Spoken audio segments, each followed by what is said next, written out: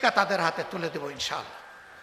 এই শিক্ষা থেকে ডাকাত বের হবে না, খুনি বের হবে না, ঐশী তৈরি হবে না, আয়নাগর পয়দা হবে না। এই শিক্ষা হবে নৈতিকতা সম্পন্ন, দায়িত্ববোধ সম্পন্ন শিক্ষা। আর এই শিক্ষিত হয়ে যারা বের হবে তাদের শিক্ষার পাঠ চুকানোর সাথে সাথে তাদের উপযুক্ত কাজটি তাদের হাতে চলে আসবে। এই জন্যে প্রত্যেকটি যুবকের হাত হবে কর্মীর হাত ইনশাআল্লাহ। এই যুবকদের হাত দিয়েই আমরা বাংলাদেশ, আগামীর বাংলাদেশ গড়তে চাই। অতএব আমরা যুব সমৃদ্ধ একটা বাংলাদেশ দেখতে চাই।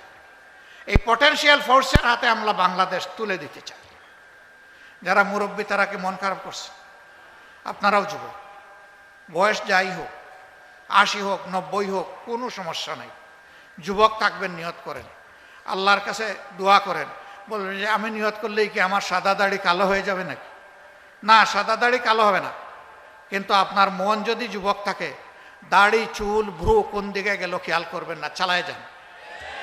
আপনি যুবক, আবার 30-35 বয়স, সব কিছু দেখলে মুষড়ে যায়, ভয় পায়, অলস, কাতর, ও হলো বুড়া।